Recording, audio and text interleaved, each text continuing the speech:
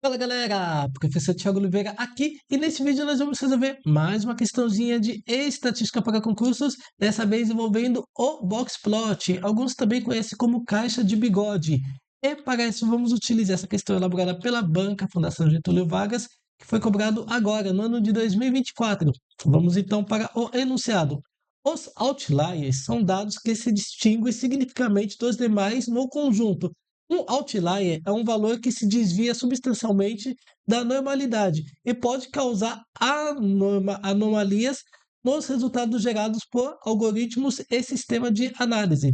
A seguir é apresentado um gráfico de boxplot que ilustra os retornos mensais de ações de uma empresa. Nesse contexto, analise as afirmativas abaixo. Observa que esse aqui está o gráfico de boxplot que ele citou. Aí vem a afirmativa 1, a 2 e a 3. Está correto o que se afirma em.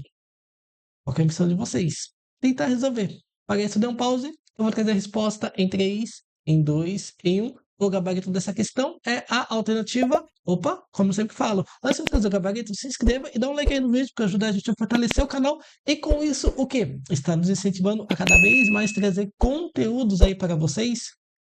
O gabarito, então, dessa questãozinha aqui é a alternativa, alternativa D. Pessoal, eu achei bastante interessante essa questão pelo seguinte, tá? Porque a afirmativa 1, nós já vamos observar que ela está errada, e a resposta já foi trazida no próprio contexto. Quer ver? É o seguinte, ele quer que analisemos a afirmativa 1, a 2 e a 3. O que está sendo dito na 1?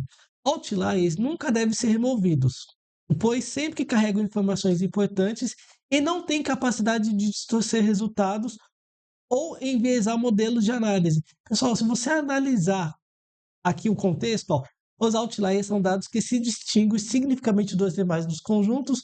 Um outlier é um valor que se desvia substancialmente da normalidade e pode causar anomalias, tá vendo? Pode causar.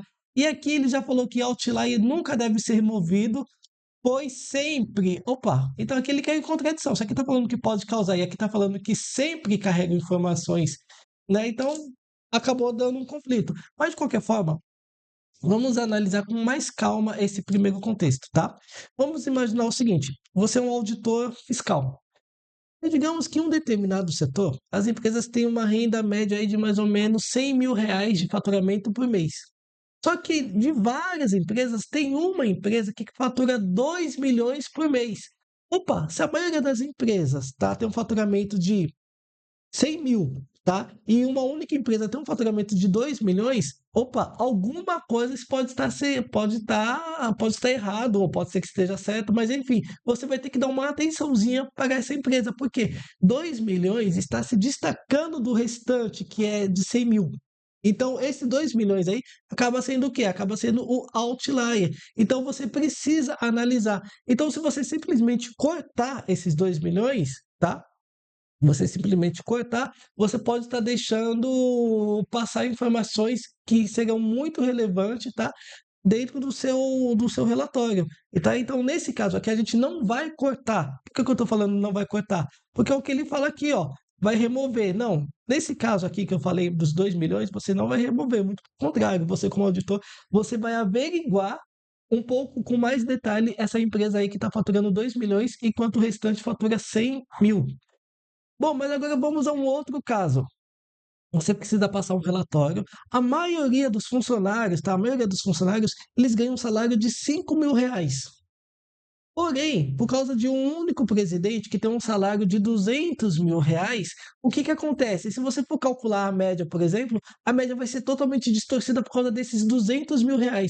Se todo mundo ganha 5 mil e esse diretor ganha 2 mil, ao calcular, por exemplo, a média, esses 200 mil vai distorcer as informações. Então, nesse caso aqui, qual que é o correto? É você remover esse CEO, esse diretor que está ganhando 200 mil, e considerar o corpo de funcionários principais que ganham ali em torno de 5 mil. Tá? Então, o que eu acabei de fazer? Acabei de dar dois exemplos. O primeiro, tá? Do auditor fiscal, que você precisa averiguar o faturamento de 2 milhões, tá? Então, nesse caso aqui, você não remove. E nesse caso dos exemplos do salário, se você vê que tem uma informação que está distorcendo o restante, aí você remove, tudo bem? Bom, mas o que matou essa questão aqui, tudo bem que ela está toda errada. Mas só no começo, ó, outliers nunca devem ser removidos. Opa, depende do caso, tá? Pode ser que seja removido, pode ser que não seja removido. O restante das informações, pessoal, tá uma bagunça total esse enunciado. Então, a afirmativa 1, ela não faz sentido, então ela está errada. Sabendo que a afirmativa 1, ela está errada, você já consegue eliminar a alternativa A alternativa B, a alternativa C e a alternativa E. Aí, ó, de cara a gente já sabe que o gabarito dessa questão é a alternativa D. Mas, de qualquer forma, vamos analisar, pessoal. A 2 está falando o seguinte: a partir da análise visual do boxplot apresentado, esse boxplot aqui, é possível afirmar que o valor de 14%, ou seja, esse 14% aqui, ó, 14% é um outlier. Realmente, ó, esse valor aqui está se destacando do restante, pois ele está visivelmente distante do corpo principal dos dados, fora do intervalo interquartílico. O que é esse intervalo interquartílico? Essa distância aqui do Q3 para o Q1. Tudo bem? Então, realmente, ele está distante, essa informação aqui está bem distante desse corpo aqui, tá? Então, isso aqui realmente, de fato, é um outlier. Então, a 2 está correta.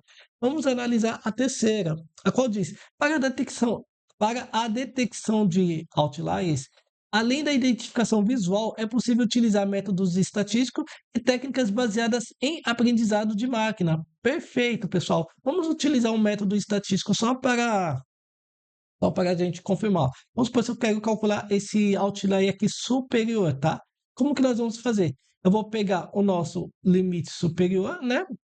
Mais nosso limite superior, então você pode colocar o nosso quartil número 3, mais 1,5 que multiplica o intervalo interquartílico.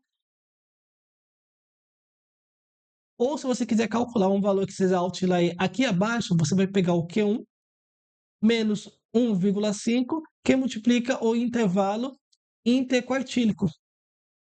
Tudo bem? Então, essa aqui seria uma das técnicas estatísticas a qual ele citou aqui. Mas, de qualquer forma, tanto a 2 e a 3 está correta. Logo, o gabarito dessa questãozinha aqui é a alternativa D.